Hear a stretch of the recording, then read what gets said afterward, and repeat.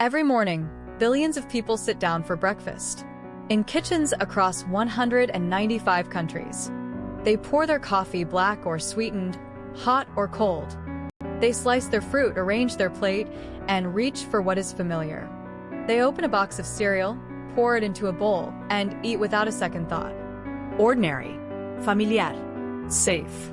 A ritual so automatic, it requires no thought at all. None of them know what they are really consuming. None of them ask. The food on your table was not always food. It was not always this innocent. Some of it was medicine. Some of it was control.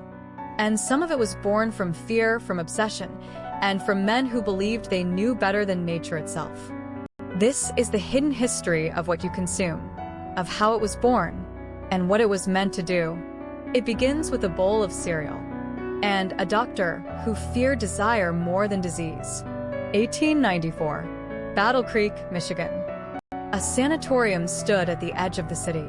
Clean walls, quiet corridors, controlled lives. Its director was a physician named John Harvey Kellogg.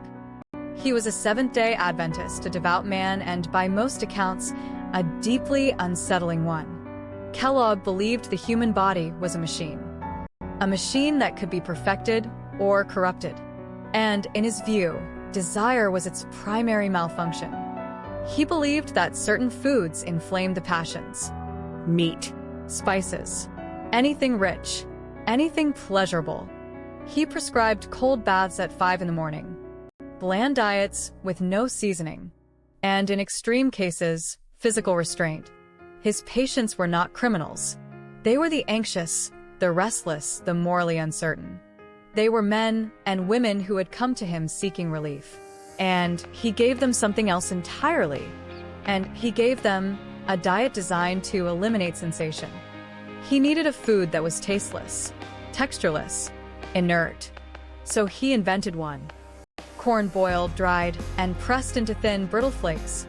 No salt, no sugar, no pleasure. That was the point. Kellogg's patients ate it every morning under supervision. It was not breakfast. It was a sedative. His brother, William Keith Kellogg, saw something else entirely. He saw a product, a market, a fortune. Against his brother's explicit instructions, he added sugar. He packaged it, advertised it, sold it to the world. John Harvey never forgave him. The two brothers did not speak for the rest of their lives. A family divided by corn and money and principle. Today, over 1 billion boxes of Kellogg's cereal are sold every year. The doctor's remedy became the world's breakfast. The intention was buried under sugar and a century of advertising. The Sanitarium health food company grew rapidly. By 1900, it was shipping products across the United States. Other entrepreneurs took notice. Dozens of imitators flooded the market with their own grain-based remedies. By 1911, over 100 companies in Battle Creek alone were manufacturing breakfast cereals. A town of 12,000 people had become the cereal capital of the world. All of it built on the foundation of a doctor's obsession with suppressing desire. Before we continue, leave a trace. Subscribe. 1834. The state of Ohio. A physician named John Cook Bennett published a series of articles.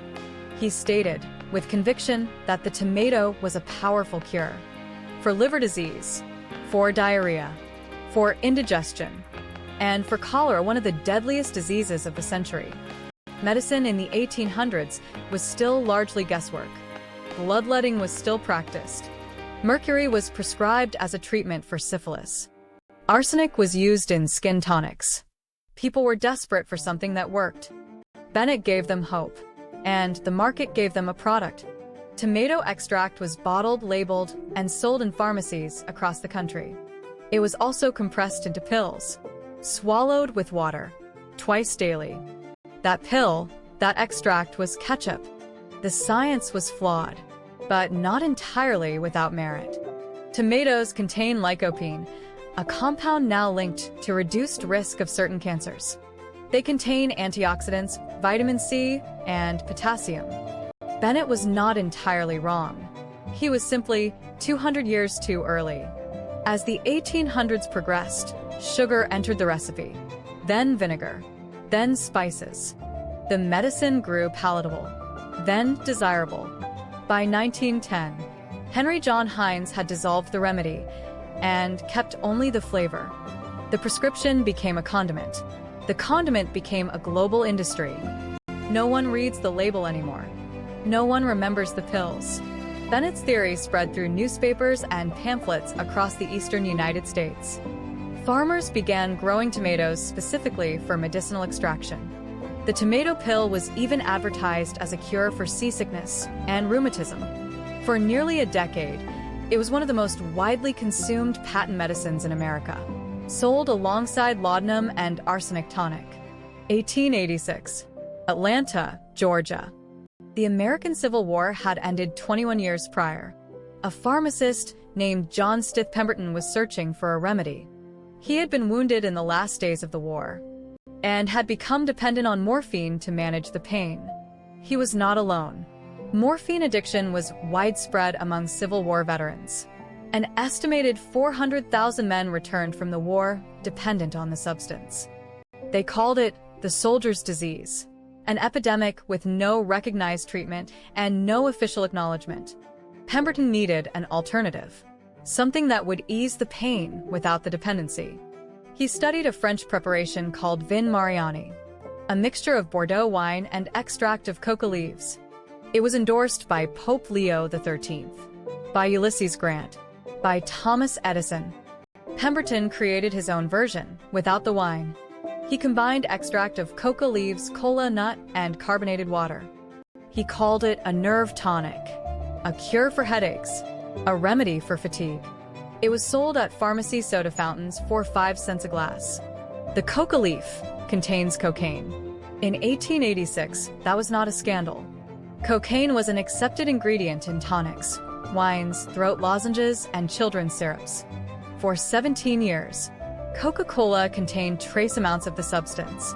In 1903, public pressure mounted. Legislation followed. The coca leaf extract was quietly removed from the formula. No annoncement. No apology. No public acknowledgement. The full formula was locked away in a vault in Atlanta. To this day, it remains one of the most guarded trade secrets in the world. The tonic became a beverage. The beverage became the most consumed drink on Earth. 1.9 billion servings every single day. What was once dispensed by a pharmacist is now sold in every corner of the planet. What was once held in a syringe is now held in the hands of children. Pemberton died in 1888, just 2 years after his creation. He sold the rights to Coca-Cola before his death for just $2,300. The buyer, Asa Griggs Candler, turned it into a national phenomenon within a decade. Pemberton died penniless, in pain, still dependent on morphine. The man who created one of the world's most profitable products died without a cent of its fortune. The story is not over. Stay close. 3,000 years before the chocolate bar, there was a bitter drink. The Aztecs called it zacatl. It was cold, unsweetened, mixed with chili and ground corn. It bore no resemblance to what we call chocolate today. It was not a treat. It was not a comfort. It was a ritual substance reserved for specific occasions and specific people. For priests who mediated between worlds. For warriors preparing for battle. And for the dying as their final passage. The cacao bean was also currency. More valuable than gold in certain regions of Mesoamerica. A turkey could be purchased for 100 cacao beans, a slave for 100 more. When Spanish conquistadors arrived in the 16th century, they encountered the drink. Their first reaction was revulsion. One chronicler described it as a drink more suited for pigs than for men. But they brought it back to Europe regardless. In Europe, sugar was added. The bitterness was buried. European physicians prescribed it for fever, for fatigue, and for melancholy. Chocolate houses appeared across London, Paris, and Amsterdam. They were places of debate, of politics, of intrigue, not cafes. Institution. Only in the 19th century did solid chocolate emerge. Joseph Fry pressed cocoa butter and sugar into a mold in 1847. The sacred drink became a solid. The ritual became a product. The remedy became a reward. The funeral rite became an impulse purchase at the checkout counter. What was sacred is now ordinary, produced in factories, wrapped in foil, discounted at checkout. By 1900, chocolate had become a mass-market commodity. Cadbury, Nestle, Lindt, Hershey. empires built on the ruins of a sacred ritual. The Aztec priests who guarded the cacao ceremonies could not have imagined this. A substance once reserved for the dying, now consumed for comfort, for celebration, for distraction.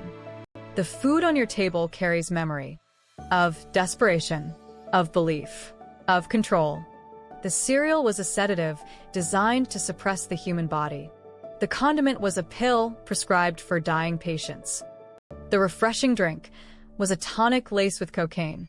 The sacred ritual drink was a funeral rite for the dying. None of this was ever fully disclosed. The labels changed. The names changed. The branding evolved. But the products remained. Every meal is a history that was never meant to be told. Now, you know, there is more, much more. Next, the story of sugar, an ingredient once worth more than silver. Prescribed by physicians, traded by empires, built on suffering. We consume without questioning. We trust without investigating. We accept the package as the truth. The history of food is the history of power, of profit, and of human desperation. Every ingredient has a biography, a place of origin, a set of circumstances. Most of them are deeply uncomfortable. The men who created these products were not evil in the conventional sense. They were ambitious, certain, and very much products of their time. But their original intentions were buried, not by accident, deliberately, quietly, and profitably. The story was inconvenient, so it was replaced with a brand. The next time you sit down for a meal, consider what you do not know. Consider what was decided for you long before you were born. Subscribe. And return.